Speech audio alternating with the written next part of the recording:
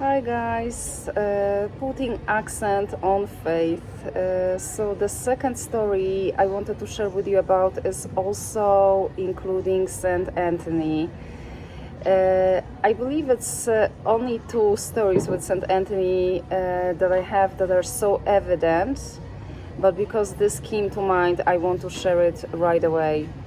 So a few years ago, I was on the walking pilgrimage to the shrine in Pennsylvania, which is called American Częstochowa. Częstochowa is a Polish shrine, national shrine, that has the walking pilgrimages from all over the country. And I took part in those pilgrimages since I was 15 until I was 20, right? So I went there 5 times. It was an 11-day walk.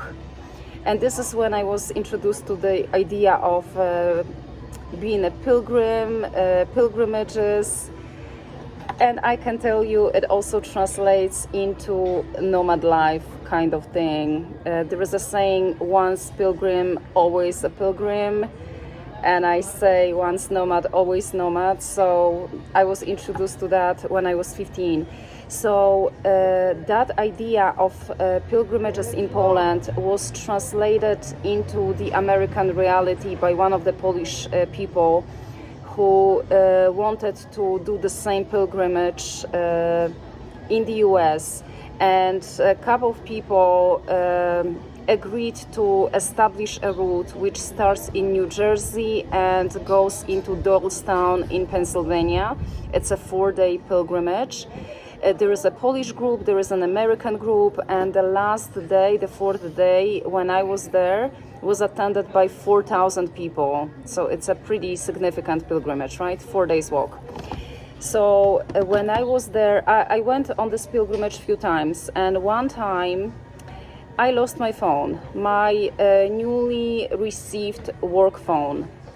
So I realized during the day that I don't have my phone, and I thought that I have it in my bag, because on that pilgrimage, when you walk, in the morning you give your luggage, you put it on the truck, and you walk only with your backpack, small backpack, but your luggage is transported into the place where you spend the night, right? So when I realized I don't have my phone, I thought that it must be in my luggage. So I didn't worry about it for the day. In the evening, I picked up my bag and I checked, and the phone was not there, right? So I'm like, oh my gosh, I must have lost it somewhere. So I went to this organizer of the pilgrimage and asked him to announce in the evening, when we were sitting on this huge field. You know, there was like a mass organized in the field in a pretty Spartan, conditions, which was amazing. So I asked this person to announce if anybody found the phone, if they could, bring it, and I would come to pick it up. And I was pretty hopeful. I didn't think that it's not going to be found. I was not worrying at all. It was announced and nothing, quiet. Nobody brought the phone, the phone is gone. And that was my work phone. So this is when, last resort, St. Anthony came to mind, right? This should be my first resort. It was my last resort. So when I was going to sleep, we slept in the tents. I prayed to St. Anthony. I'm like, St. Anthony, this is a work phone. Please help me with that, right? And I kind of felt bad that I prayed to St. Anthony as a last resort, but I did. And I'm like, please help me. Went to sleep.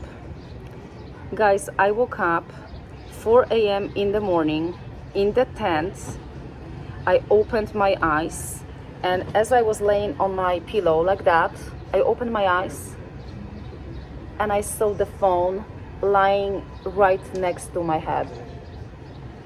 Literally lying next to my head. And I got up, I went to the bathroom, and I just couldn't believe how St. Anthony works. That was the second time. And again, it's only 2 stories about St. Anthony that I recall that evident, but it was very evident. So this is another story that I wanted to share with you, how Saint Anthony works, and I'm pretty sure some of you have your own stories. Thank you so much. Thank you. Some of you have your own stories with Saint Anthony. What a powerful saint it is. As a matter of fact, a few years later, I had a chance to go to this church in Pennsylvania, which is the church that has the most relics of saints after Vatican. And there was also, and relics are the things that either belong to saints or parts of their bodies, bones, you know, whatever that might be, piece of clothing.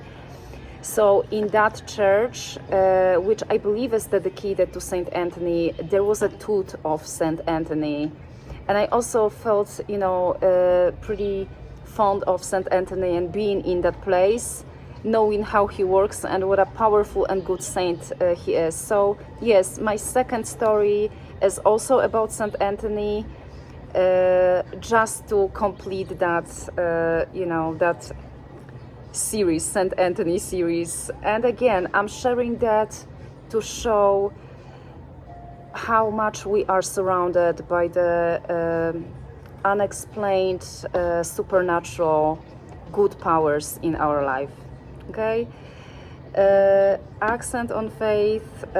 Talk to you soon. Bye.